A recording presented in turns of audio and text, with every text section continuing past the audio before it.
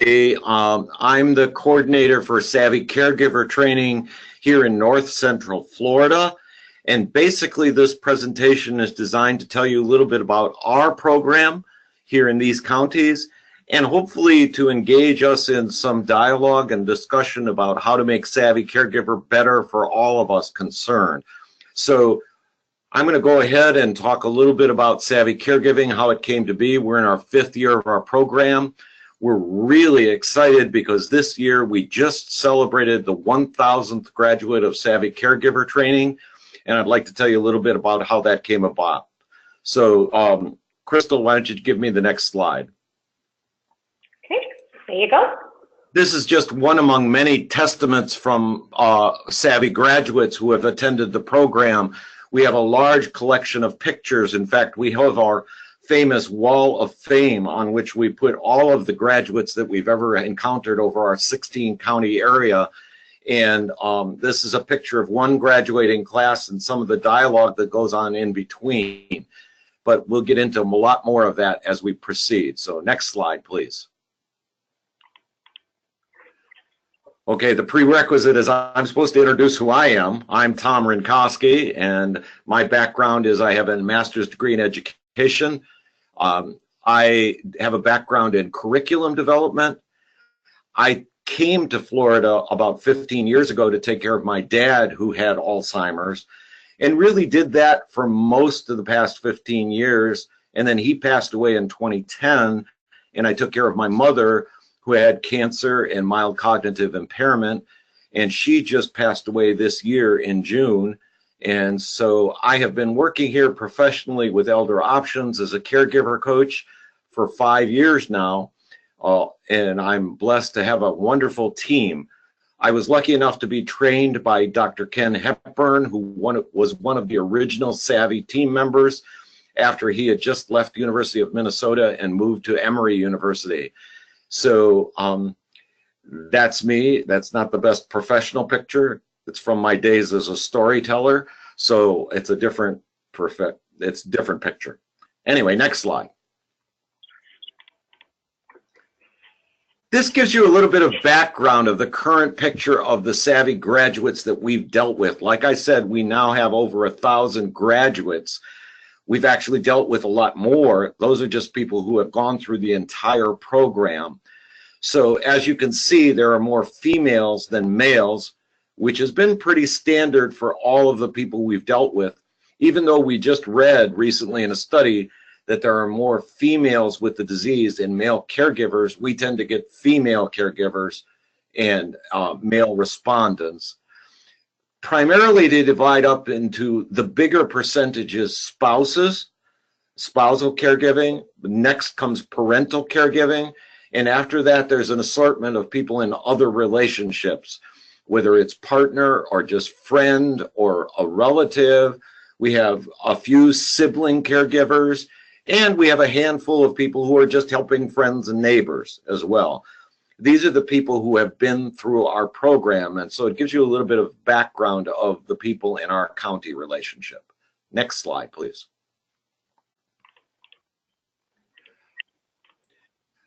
This is a little bit of a historical overview. I was brought on to Elder Options in 2012, in fall of 2012, and I trained with Dr. Hepburn. As I said, we began our programming in January of 2013.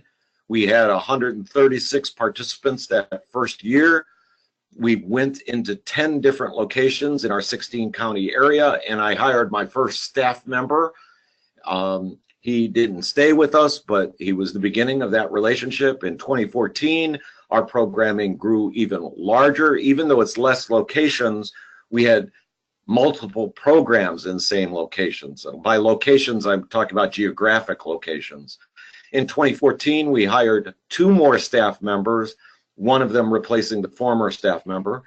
And in 2015, the program grew by leaps and bounds with those 3 staff members to 235 graduates. We then hit 16 different locations, and we're trying to reach all 16 counties that we serve for our area agency on aging. The program kept blossoming. Last year, we had 237 graduates. Now, again, I want to make clear that a graduate, we deal with a lot of other people who come into the program and don't stay, or other people in caregiving support programs. I'll talk about that in a little while. And we served 19 different cities within our 16 county area and hired another staff. In 2017, the number of graduates went much, much higher. I didn't have the final count when I did this slide. We reached 16 different locations and hired the new staff member. So like I said, our proudest achievement is celebrating 1,000 graduates. We're giving away a gift certificate and having a little cake and going to interview that person so we can put them on our Facebook feed. So we've had a great history. I've been blessed with some amazing staff people who we've trained, and we'll talk a little bit more about the training and what our responsibilities are as we go out. And we're only in our 5th year, but I anticipate great things even more to happen. Next slide, please. Okay, and if somebody doesn't mind just typing in the chat that all is good, yes, you can hear Tom and I'd appreciate it, but we're moving on. Here you go. So some basic notes are, our program is currently funded completely, almost completely, by the Older Americans Act Title 3E, which is subtitled Caregiver Training and Support. That's the basic money that we use as an area agency on aging. Our areas, our AAA is named Elder Options, the Mid-Florida Area Agency on Aging. We cover 16 counties in North Central Florida, which is a combination of 3 city centers, but mostly rural. Okay, we're the biggest AAA in Florida, and that's primarily because we cover this vast rural environment. Even our 3 city centers, by many standards, you wouldn't consider major cities, but for us, there are major city centers. Gainesville, Ocala, Florida, and the Villages, which is a huge retirement community. The Older American Act's money covers salary, mileage, and printing for our basic materials. We'll talk some more about that in a minute.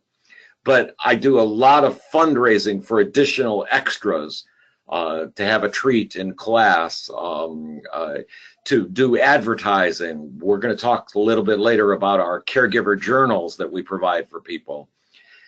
Our biggest asset are our many partners out in the field, the people who host us, because we don't pay for sites.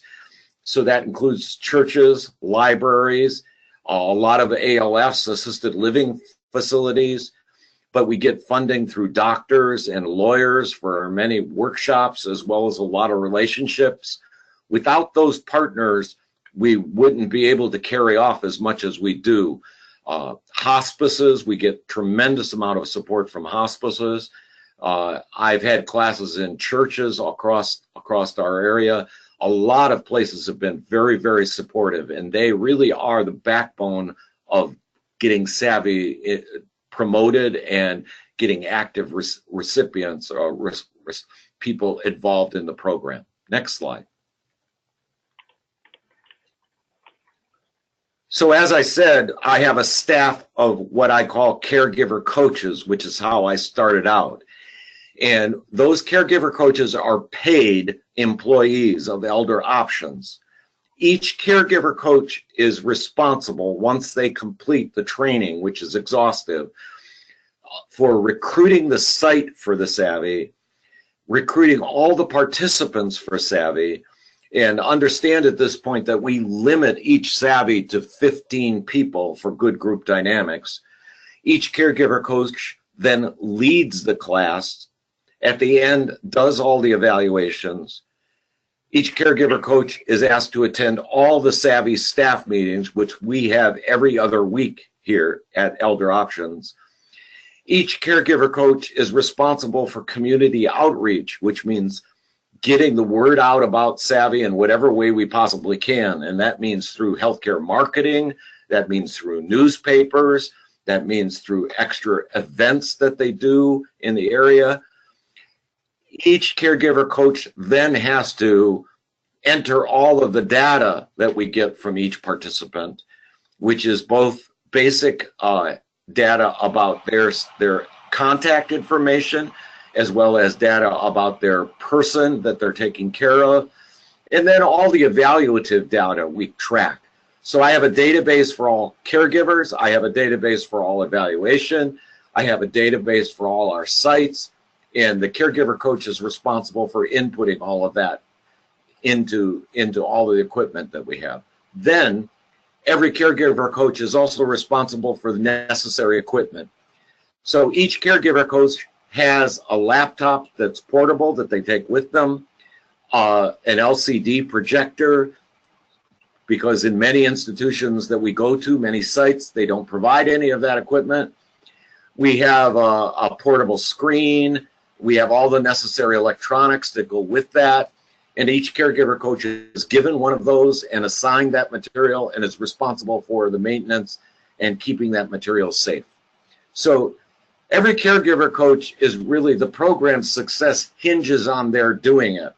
And what we do is we take our 16 county area and divide it up into, each caregiver coach gets a certain amount of counties in that area, and then we kind of do our blanket marketing in all of those areas.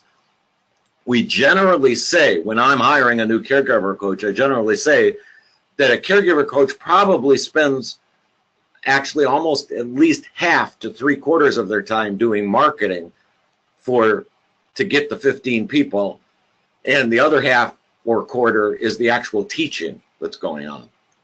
Next slide. When somebody signs up to be a participant at Savvy, we expect them to be at each class, and we have a very good 100% attendance rate.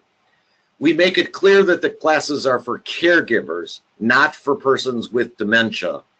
Occasionally, we do get an occasional person who brings their person with dementia, but we found that the people who participate don't feel as free to say everything they want to say if a person with dementia is in the room, even if it's not their person with dementia. We do assign homework during Savvy each week, and we check up whether you do your homework or not. As the coordinator, I'm not especially worried whether they do the homework or not, but I know as an educator that if you don't practice what you're learning, you don't integrate it. And so the homework is an opportunity to integrate. We do take lots of questions, and that places a big demand on each caregiver coach, because we as a team spend a lot of time keeping up on the research that's out there about dementia, because the questions come from all over, and we have doctors that have various degrees of competency and give drugs of various sorts, and it's our job to keep up with all of that and to answer those questions if we can, or to state we can do some research and we don't have that answer right now. Every participant gets a certificate. We have a graduation ceremony. We even have cake. We've been adding cake, various options of graduation cake at the very last class. And we do ask each participant to do an evaluation.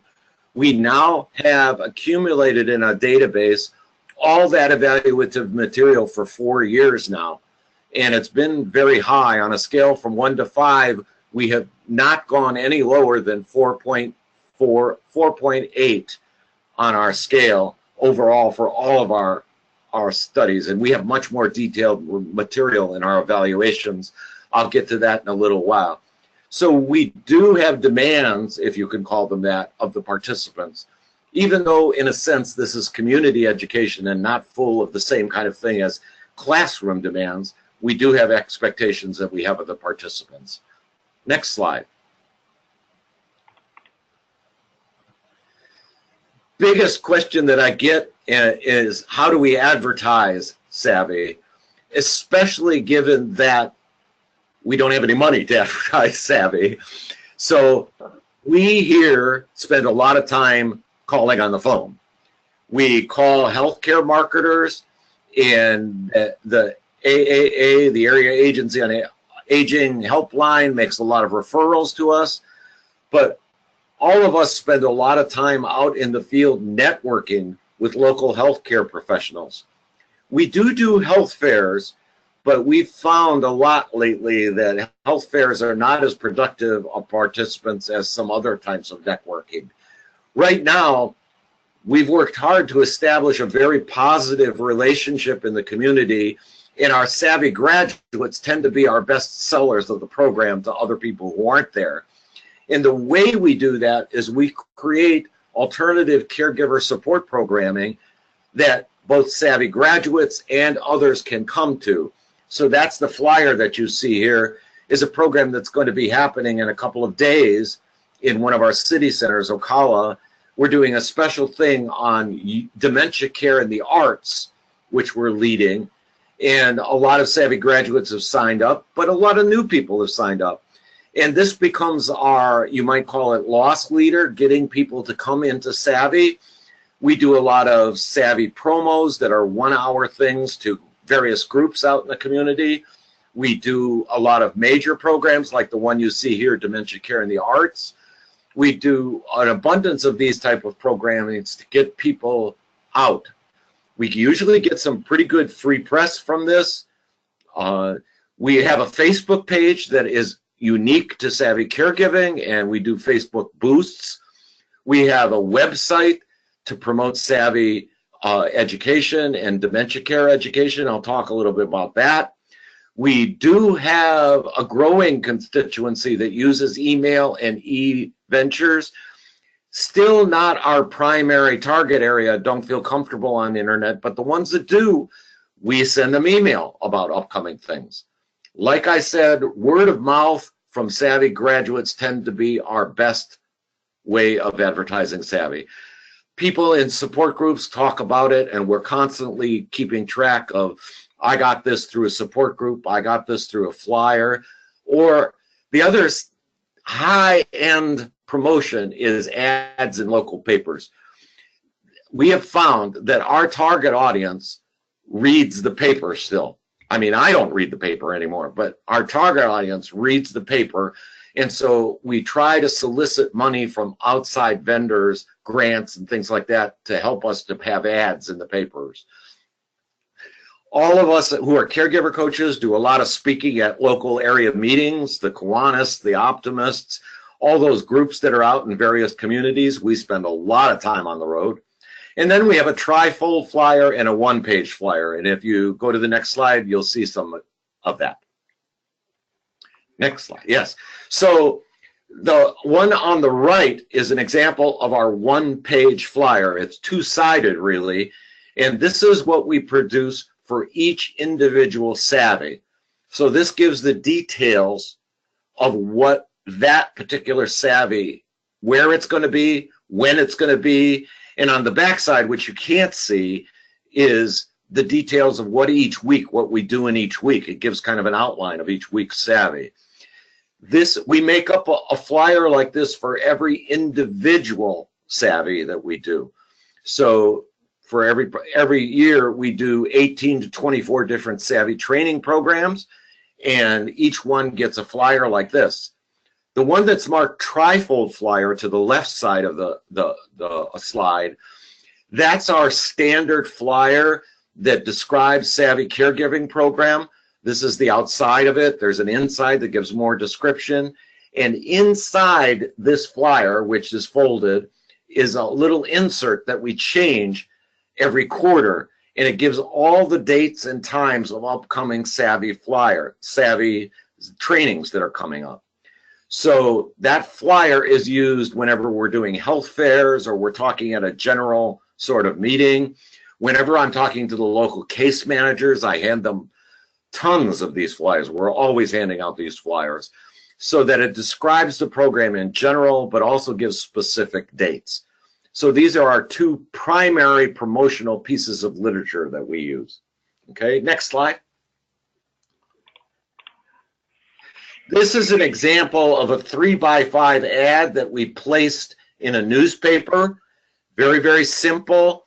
I tend to be somebody who believes in white space is more attractive with less print, not a lot of photos or line art or anything. We keep it as simple. It announces it, tells them when, where, and who to contact.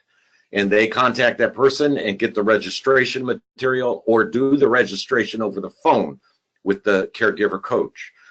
And so this is an example of what newspaper advertising looks like. We've had the opportunity to buy bigger newspaper advertising, but I got to tell you, newspaper advertising costs a lot of money. So I only use it in limited instances and only when I can get a grant to pay for it. Next slide. This is an example of some of the materials that we've produced that we use in the class. The first and most important material, of course, is the PowerPoints. We have taken all the original PowerPoints that were given to us from Dr. Ken Hepburn, and I have edited it and rewrote them, and so we've designed them for delivery purposes. In other words, I'm a firm believer in PowerPoint, but I'm a firm believer that it has to look a certain way and appeal to our primary target audience. So every year, in fact, coming up in another month, every year we sit down together as a team and we go through every PowerPoint and every handout in great detail and tweak it to make it better than it was this previous year. And that's based on people's reactions, what they can see, what they can't see, all those kind of things.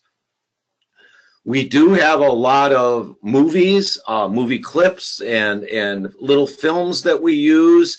Some of them are the original films that were provided in the Savvy Caregiver training. Some of them we've actually redone because we didn't like some of that original material, so we reformulated it. I've been lucky, our board of directors got me in touch with the board of directors of a local studio, and we had some good production capability. So we've actually rewritten some of the original movies. We do keep the famous ham and cheese videos because those are just fantastic. But the Uval video, we didn't like that. We redid it and things. And then you can see a picture of our caregiver manual. We put it all together, re-edited it. We didn't change any of the substance. We bound it. We did a cover and a back cover and did one of those cheaper plastic covers. And we found a printer that would do it for us for a special deal. So everybody who participates gets a free copy of the Caregiver's Manual. We've indexed it, and we have a table of contents, and each chapter is separated by a different color sheet. So we've restructured the Caregiver's Manual so that it's easier to use. But we haven't changed the substance of it. We've just changed the way it looks. We have about 42 different handouts in the program that we distribute to people. So every week we have anywhere from 3 to 5 different handouts, and we actually start each program with those handouts.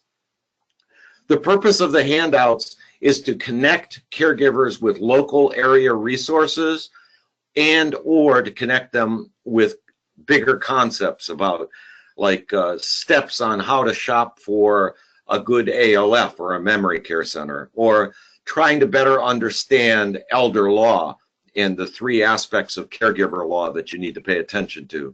But all total, there are about 42 handouts that we give out. That little package to the far right underneath the Caregiver Manual, that's our folder from Elder Options that we give them at the first course that's full of handouts. Every week we ask them to bring it back because we give them more handouts. And then there's a lot of other resources. Every week we tell them about support groups in the area. Every week we bring different books on dementia caregiving that they can resource. We have a bibliography for each of those books.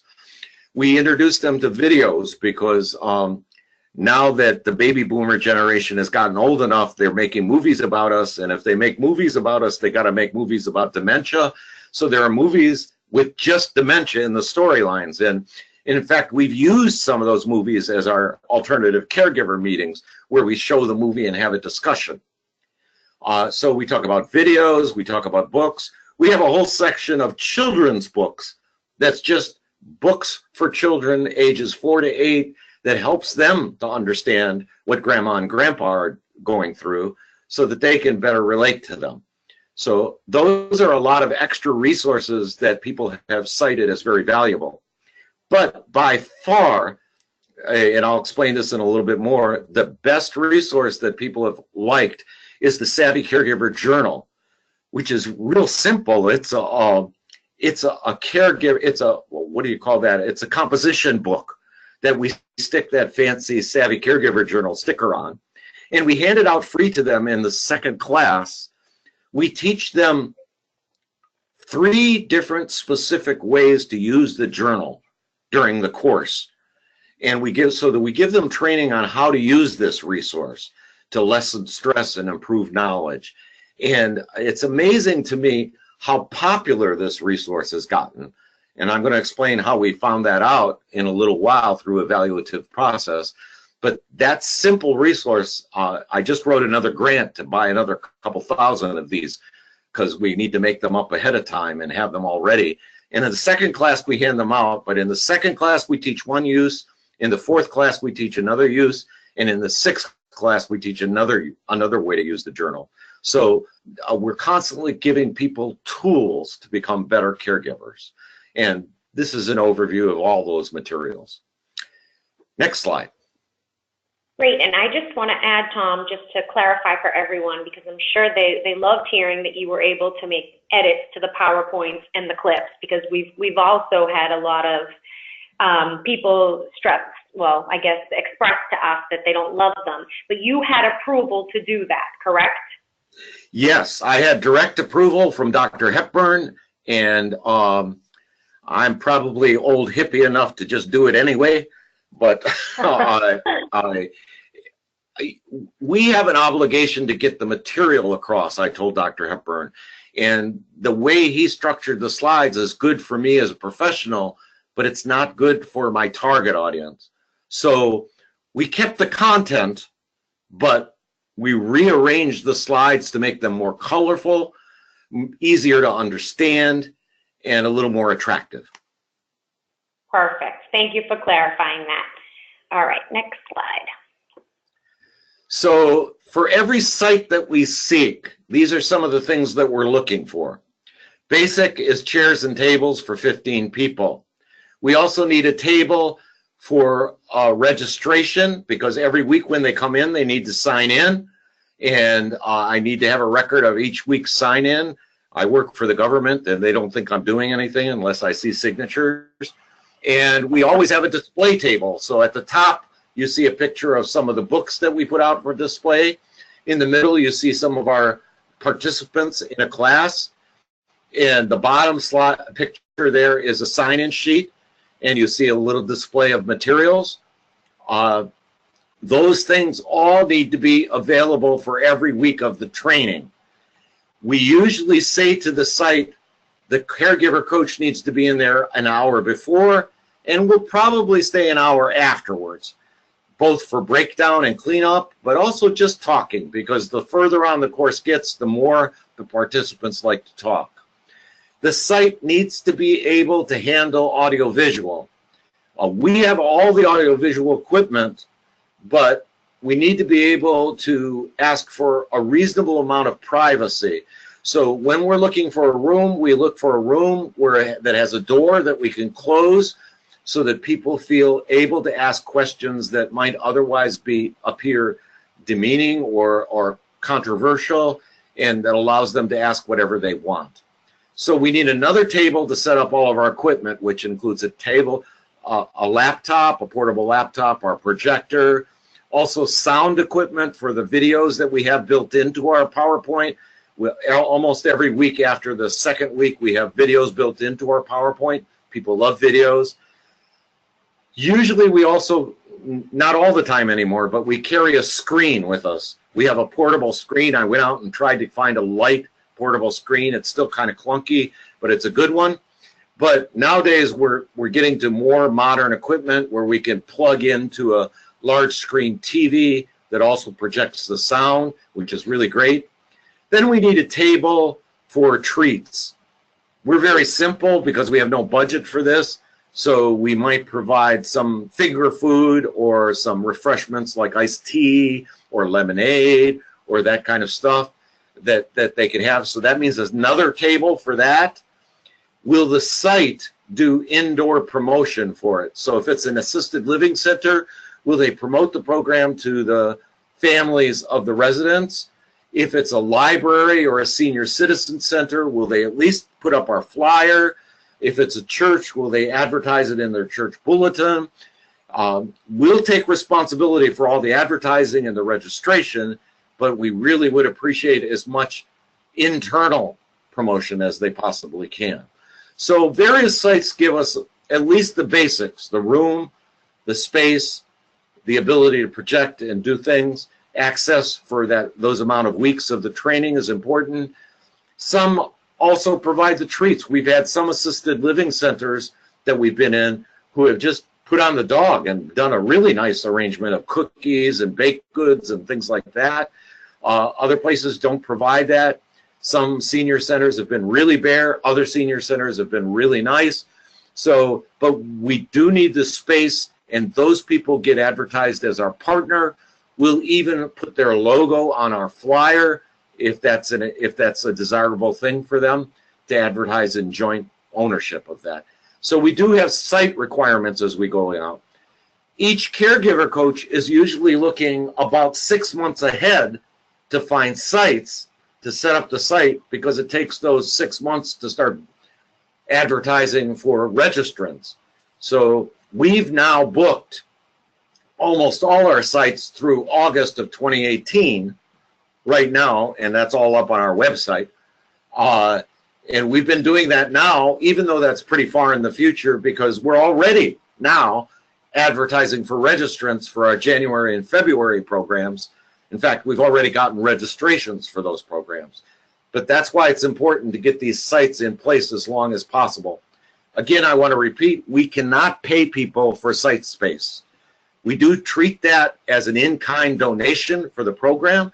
That gets us a little bit of credit, and that's a good thing. So sites are really important partners out in the field. Next slide.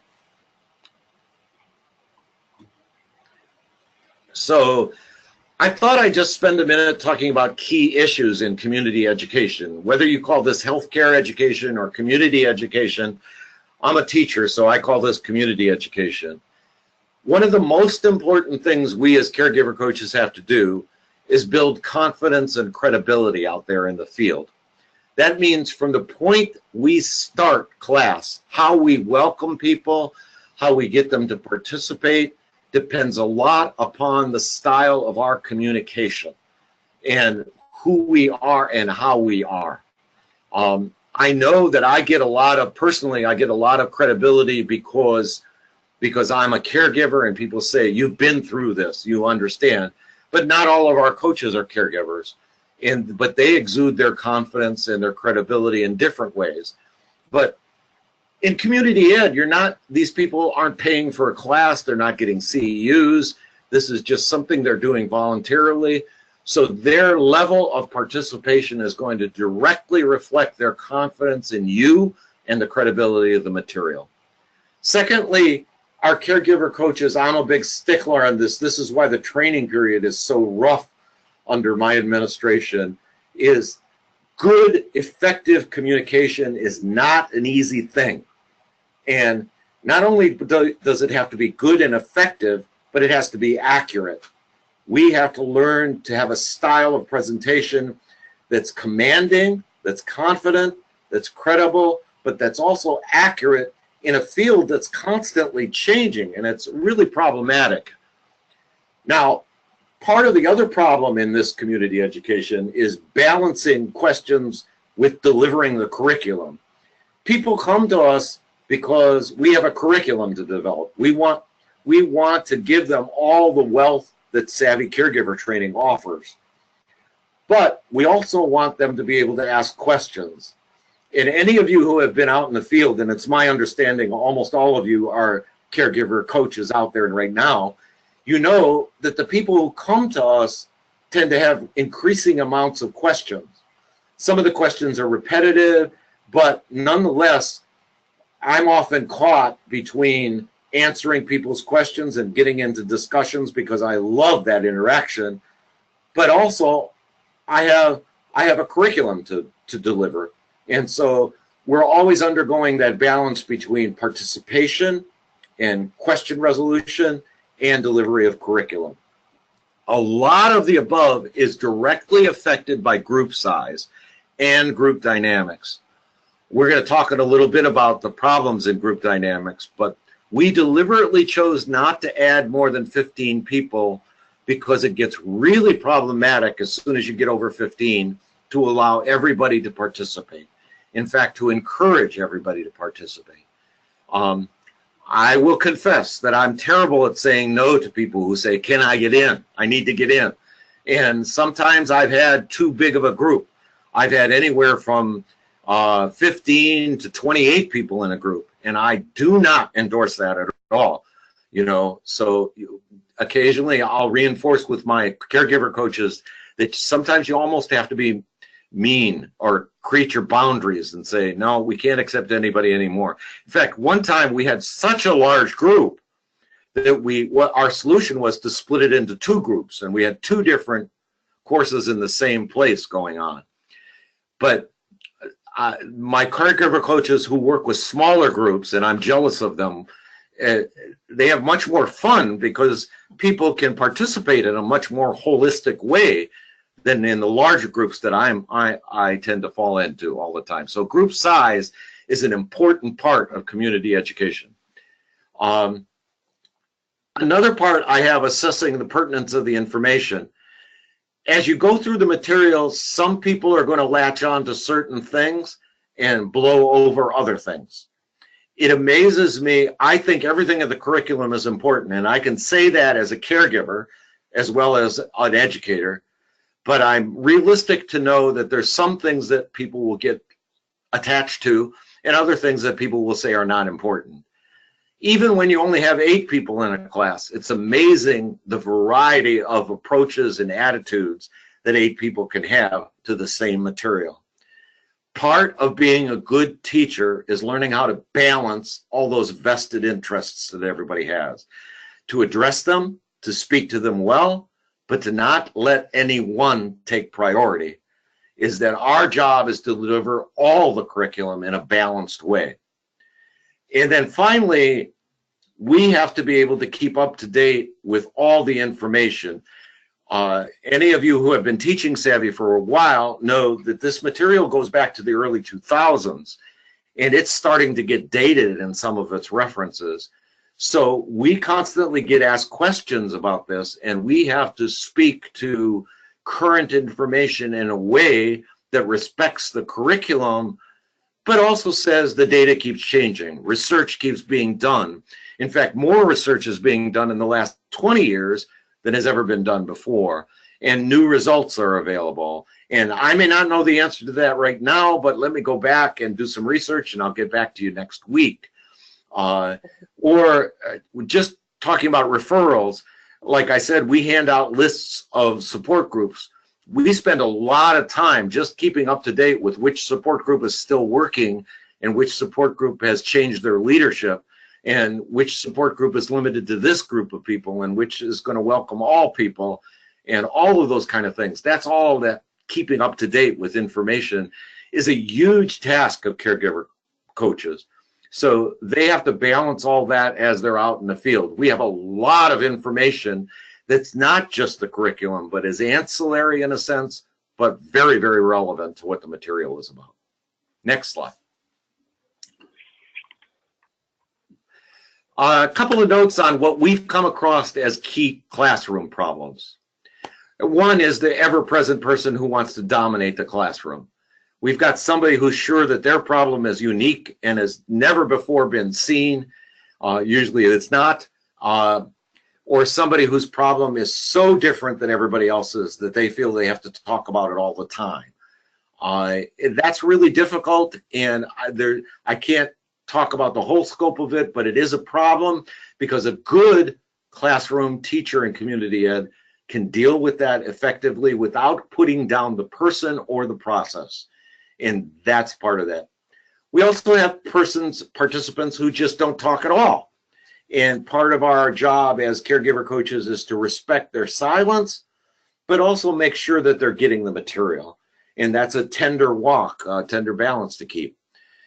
We say that if it gets to 5 or fewer, we don't tend to have the class because the class does depend upon good group dynamics and the interchange of the people. I told you about if the class gets too large, that's a problem too, because everybody can't participate. If you have bad equipment, there is nothing worse than poor performing equipment, because the PowerPoint is the center of a lot of this. Not that the caregiver coach repeats everything that's on the PowerPoint, but that if you don't have a PowerPoint, it gets a lot more difficult to do a presentation. I can tell you from experience, I've had plenty of times the equipment went out in the middle of a presentation and I just had to wing it. I have enough experience to be able to wing it, but it's not easy. You have to deal with that. Little things like the room is too hot, the room is too cold, the sound isn't loud enough, the sound is too loud, the visuals are poor and I can't read it. I don't like your handouts. I can't read the handouts. You need to print them in bigger print. Or I have visual impairment. I need a special handout. There's all kinds of things regarding to the equipment that need to be paid attention to. That's why it's an important job within the caregiver coach that they have to constantly monitor the quality of their equipment, and it means checking it out on a regular basis. We have already gone through one LCD projector that somebody sold us that says it's going to last your lifetime, and it's already dead, and we haven't even gone through 5 years. We have occasionally participants who come through our system who come in and try to sell their services to the caregivers, either as an in-home caregiver or as an agency representative, and that we have to come down really hard on, because I want our environment to be free and open, and I don't want people selling stuff. One of the wonderful things about my job is I don't have to sell anything to anybody. I just have to deliver credible, consistent information. And so we have to put a boundary around people who want to sell their services. I don't mind if they do it in the parking lot. I don't mind if they contact afterwards, if they exchange phone numbers, but not in the classroom. That's not the job of the classroom, to sell services. We always try to promote consistent attendance. We repeat to people over and over again that the curriculum builds.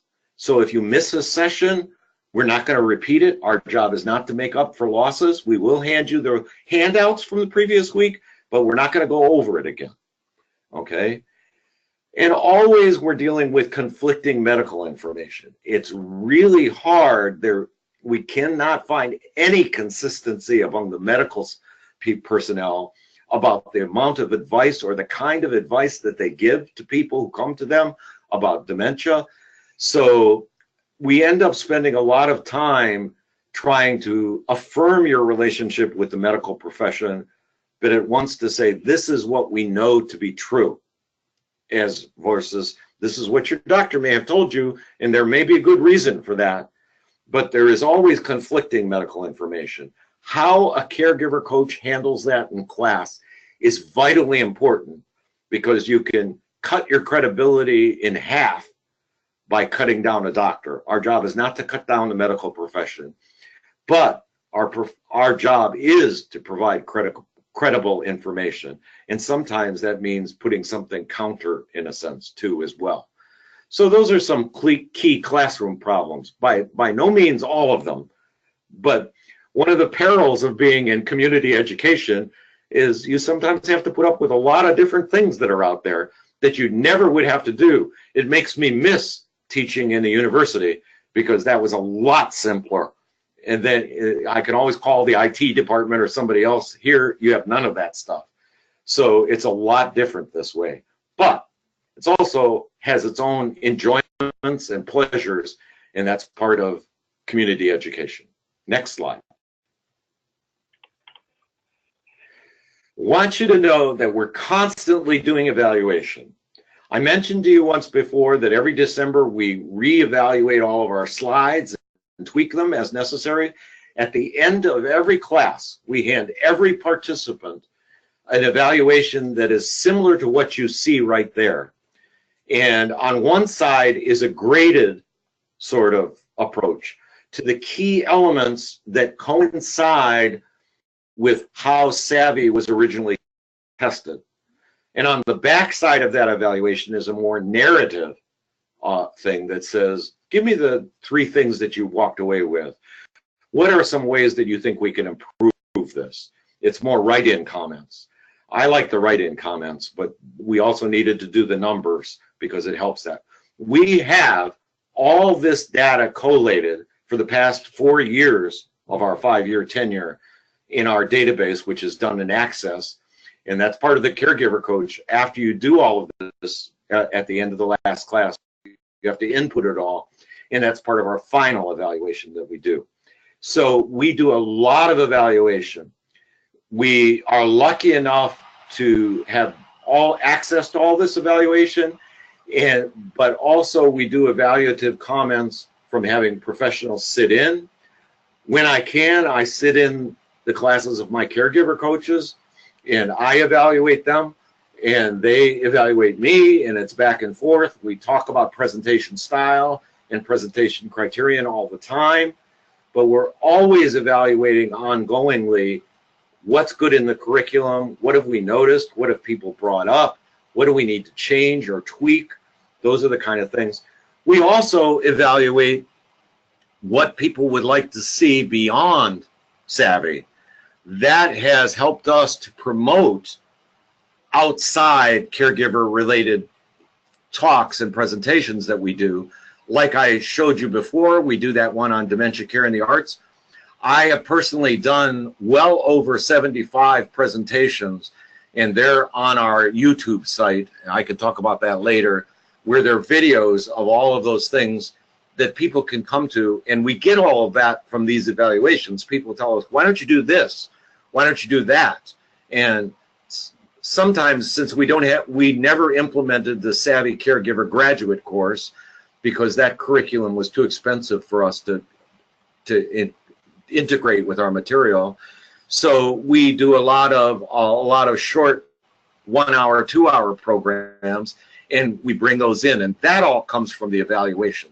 So we gain lots of great information from evaluation. Next slide. We just, in fact, finished, I had an intern, and we finished a 1-year post-test evaluation. And this was done on the phone. So we called 237 participants from 2016 graduates. These were all people who were graduates of Savvy Caregiver in 2016. And we asked them a series of questions about what remains, what are they still using or not using. It was great for us because it updated our database, and some of their people passed away and we were able to mark that accordingly. But I was most fascinated with the one thing that stood out was people kept citing the journal, the Savvy Caregiver journal, that little composition book that people were raving about how they're still using that. And so that came out as a key element of Savvy still for them 1 year after they took the course. The next thing, and we hear a lot about this in the evaluations, is people were grateful that Savvy taught them about the stages of the progression of the disease.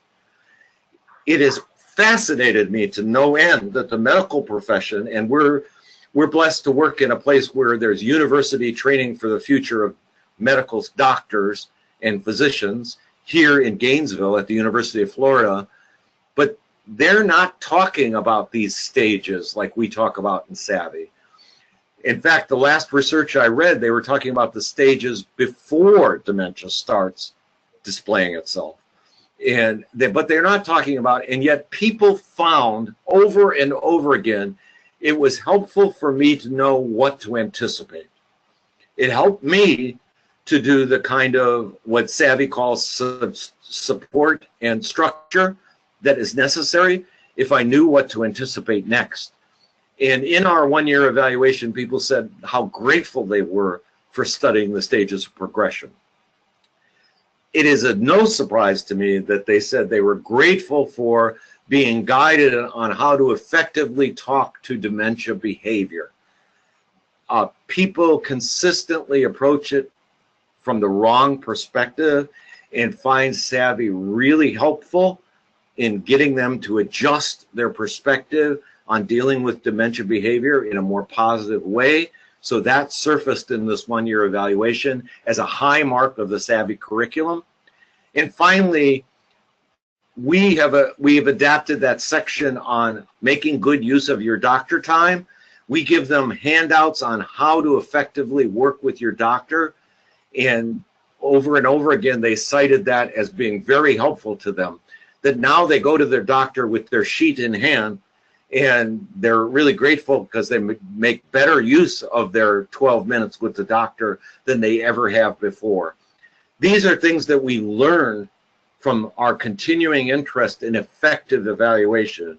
And this is part of the reason that I push so hard to keep evaluating and to write down everything that we can possibly get from our participants, because they're the people who know. They're the people who are there. They're not just our target audience. They are the people who are doing caregiving.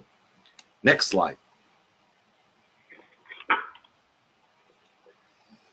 Some thoughts on future issues for Savvy, and I'm especially concerned about this because I made it one of my goals when I started Savvy in 2012, that I said it would be, in 5 years, I hope to establish a good reputation in the field that respects Savvy. And I think I've done that, but as I look forward, I'm thinking about what's next. Funding is the major issue.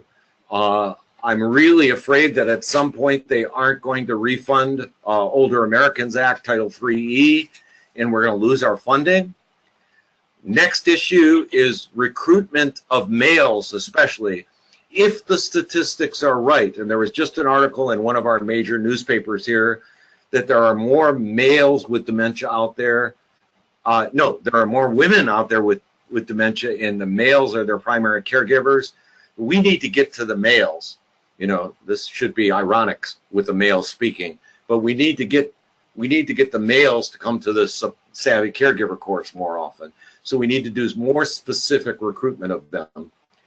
We have tried hard to recruit minorities. We have a large Spanish population here in Florida, and we were doing very well for a while, but when the immigration status changed and immigration rules changed, we started to go downhill in terms of recruiting Spanish-speaking caregivers.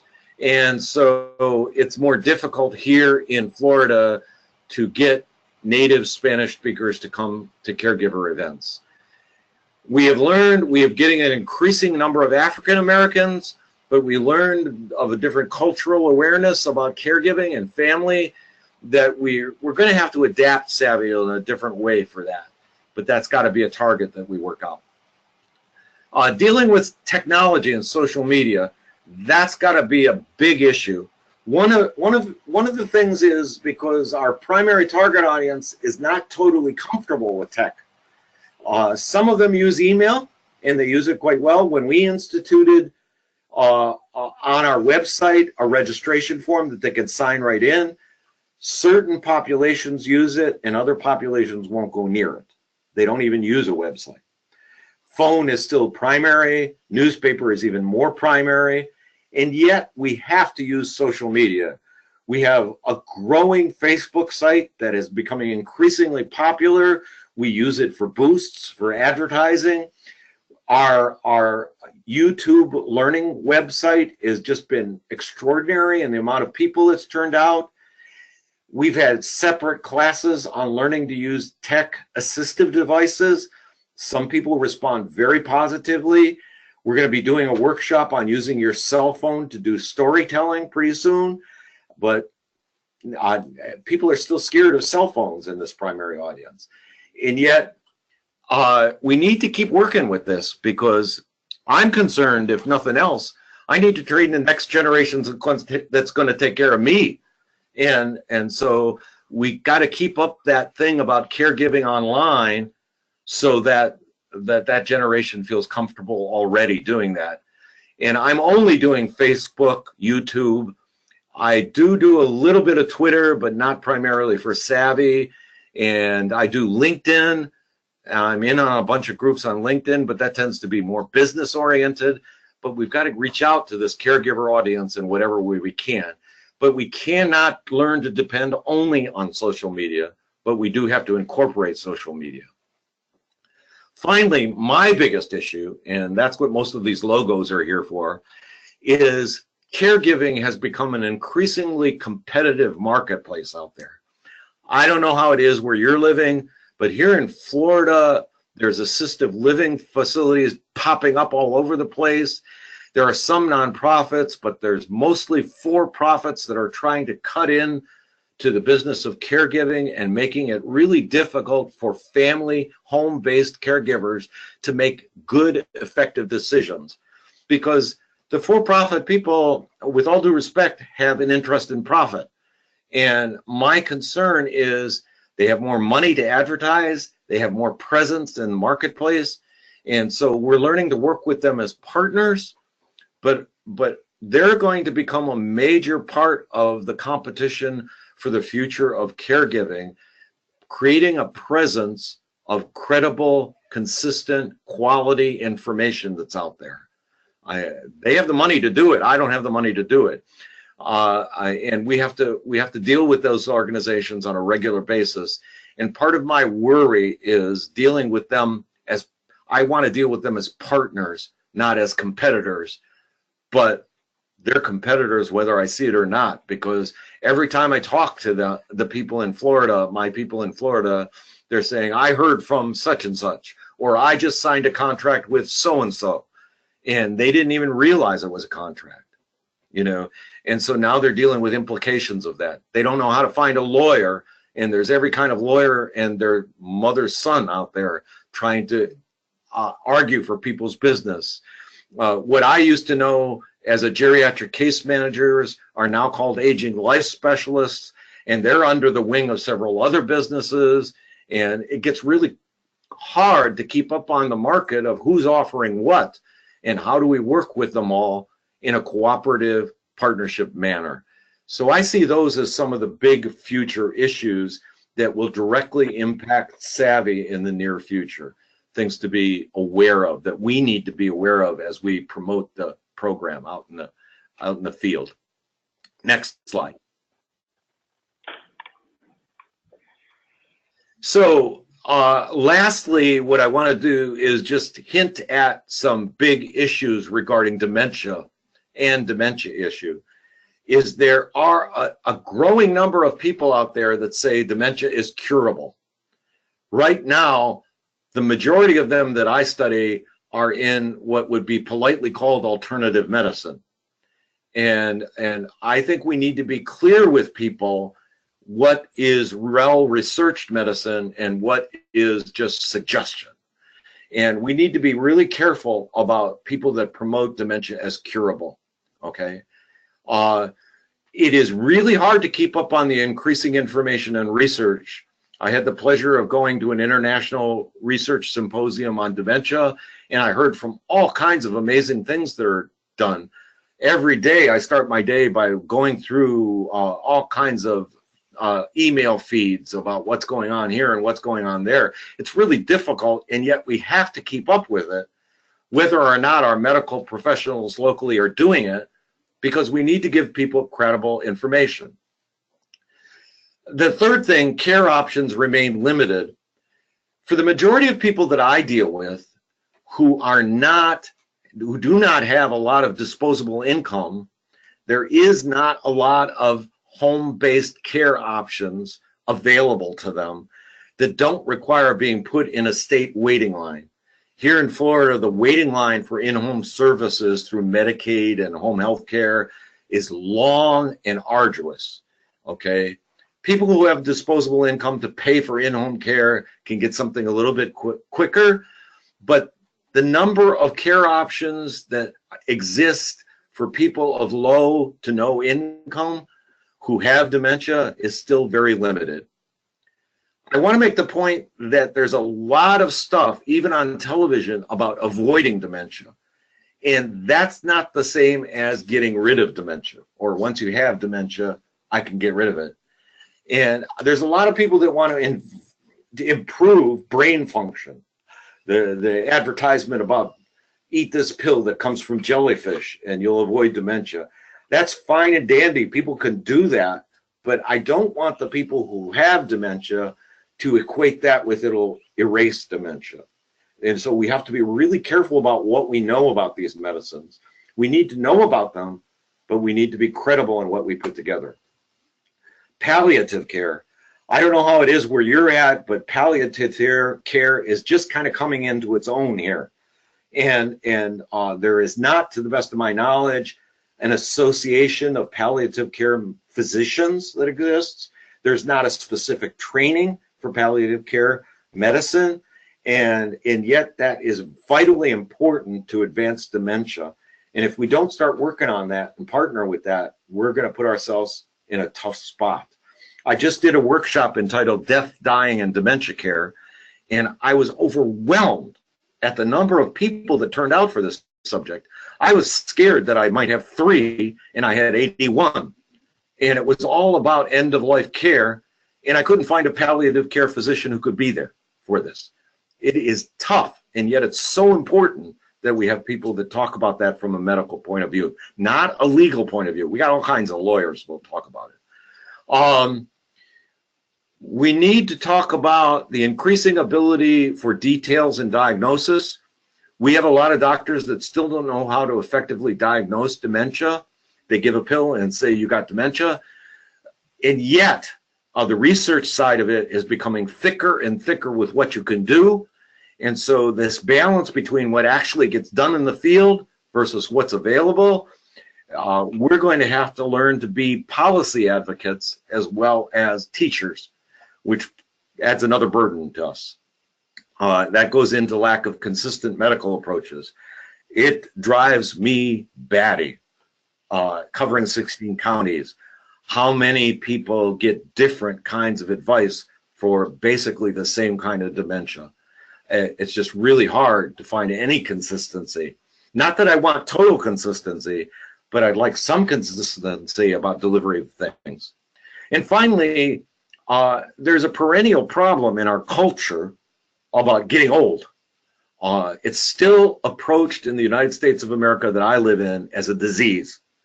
And until we get over that, we're never going to be able to start thinking about dementia as something else, because people with dementia are old people are sick, and sick people are bad.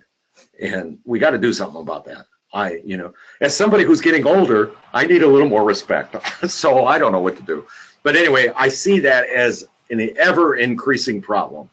So those are some issues. Next slide.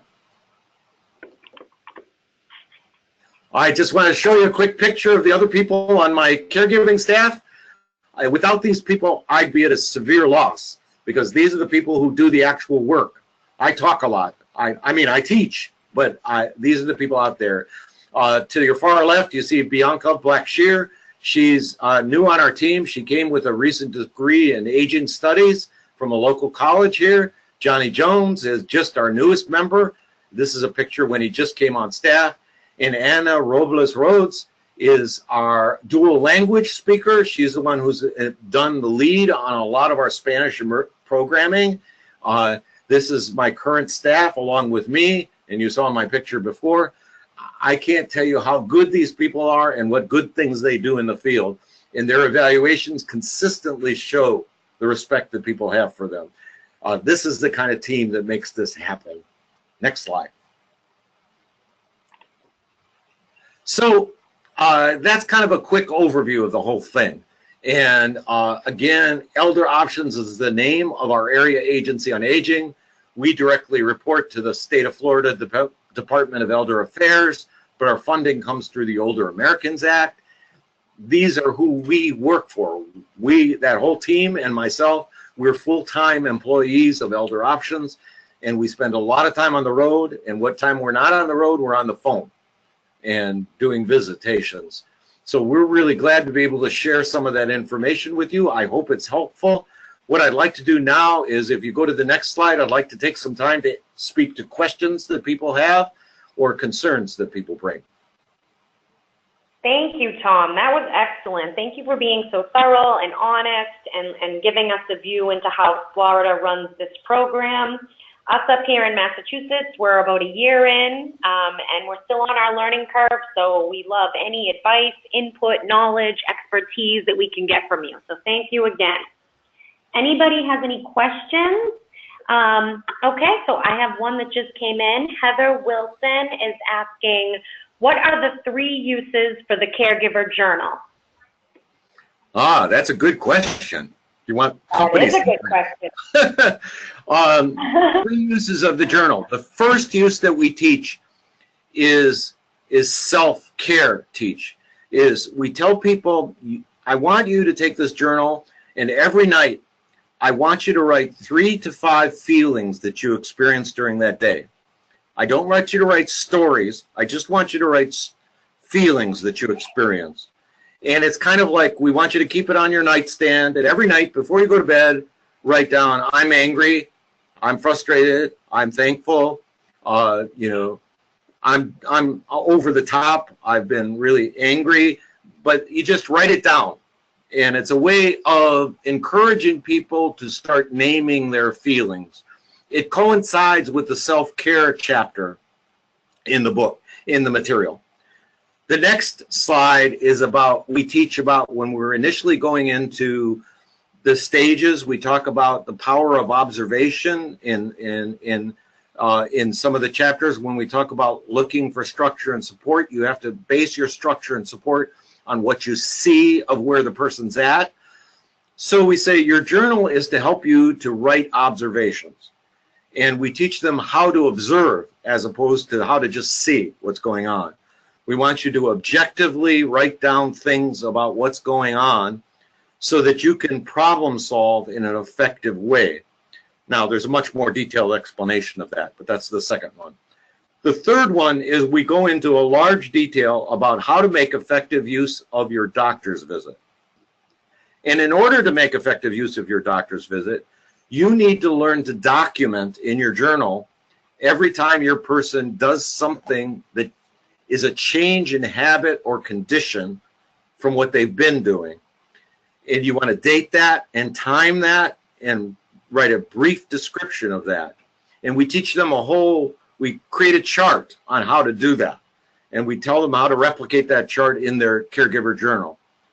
The skill is learning how to observe, because what we're trying to teach them is how to make an effective judgment about what structure and support is needed as to where they're at. Not where you hope they're at, not where you wish they were at, not where they were at a month ago, but where they're at right now.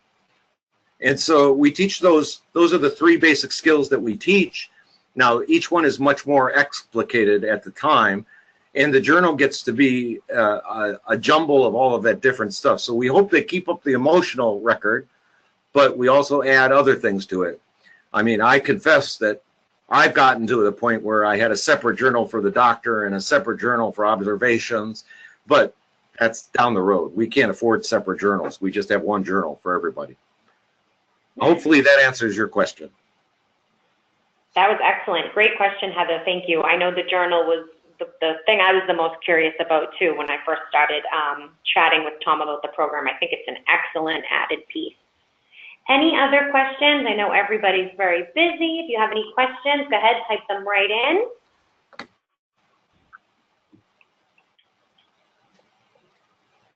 Give you about another minute to get your questions in. Otherwise, I think that's great. And Tom, would you be willing to send me the link to your YouTube channel so I can go ahead and share that with everyone? Yes, I'd be happy to. And at the YouTube channel, like I said, there is over 70 plus videos there. Some of them are really short. They're 3 minutes. Some of them are really long. But the advantage of watching a video on YouTube is you can shut me up whenever you want.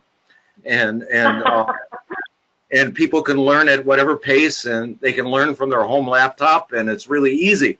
And so, yeah, I will send you the link, and you can pass that out, and that's free to whoever wants to watch it.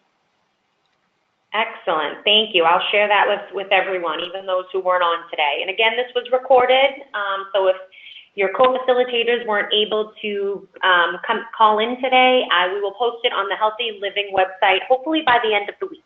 But I will update everyone as soon as that happens. Doesn't seem like there's any other questions coming through. If anybody thinks of anything after you're reflecting on this, feel free to shoot me, Crystal, an email, and I can either connect you with Tom or reach out to him myself. Is that okay with you, Tom?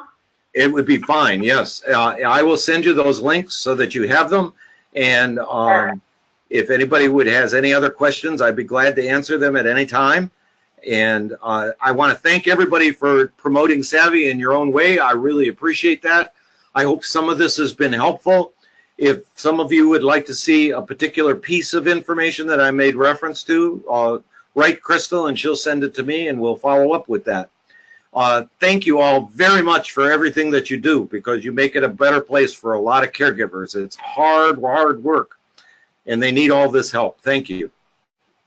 I agree, and thank you, Tom. This was excellent, excellent, excellent. And thank you, everyone, and everyone have a good week, and we will all touch base soon. Thank you. We're going to sign off now.